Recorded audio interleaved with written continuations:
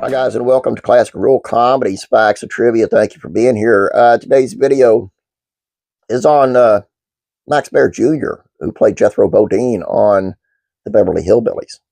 Now, I've done videos before on him where he was typecast and couldn't get a gig because of it. Well, here's the other side of that.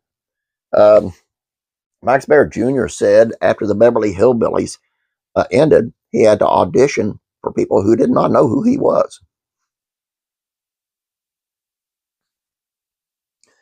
To be a part of something big and impactful is a profound opportunity. That doesn't always guarantee that you'll remain impactful forever. By saying all that, to lose relevancy doesn't mean that you lose your merit. Keep all of this in mind and try to be polite to the millennials when we tell you that Max Baer Jr. had to explain to young people who he was. Fans of iconic television instantly remember Baer as Jethro Bodine, the dim-witted Clampett relative of the Beverly Hillbillies. Now, while the show entertained audiences everywhere, the series was canceled in '71, a casualty of the Great Rural Purge. This meant that we were no longer able to see our favorite Southern family grace our television screens, Jethro Bodine included. Now, while the world of streaming today makes one assume that you got the world of media at your fingertips, it's important to remember that not always the way things are before. Now, while the Beverly Hillbillies gained new fans in its absence through reruns, much of the series would be inaccessible to the average television viewer for quite some time.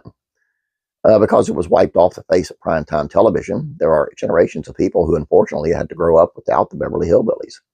Not only did they leave viewers worse for wear, but it also wasn't too great for the actors involved in the series. In an interview with USA Today, Baer revealed that his role on Hillbillies was difficult for his acting career in more ways than one. I didn't get jobs not only because I was Jethro, but because I'd come into auditions with these young people interviewing, and they'd say, "What have you done?" said Baer. He said, "I'd say, excuse me, I was only on television for 9 years and the most successful sitcom in the history of television." So while there will be a few generations who grew up without the dulcet tones of Jethro's hot dog, I'm kind of grateful that a resurgence of the series' popularity gave viewers newfound love for it, as it seemed to have remedied this injustice. And there you go.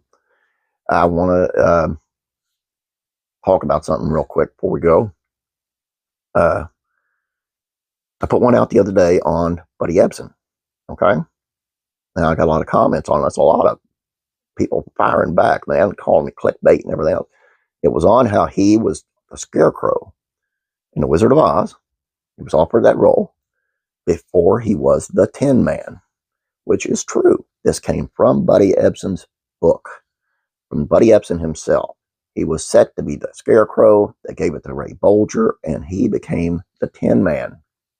And then, history, where he was allergic to aluminum or whatever, and lost that part too. And most of these people commented, couldn't have watched the video, or they wouldn't have commented the way they did. So, I don't know.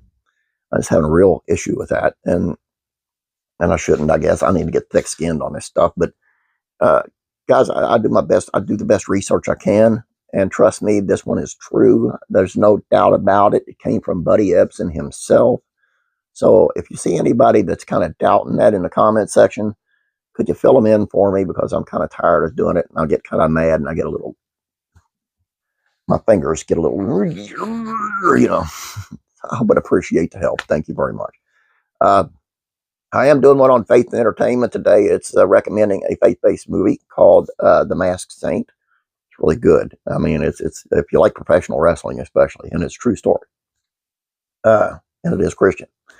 And the Andy Griffith Show Facts and Trivia is on Joanna Moore, who played Miss Peggy, Nurse Peggy, or however you want to say her name, and how she had claimed that Elvis Presley had gotten her pregnant. That's kind of a sad one, actually.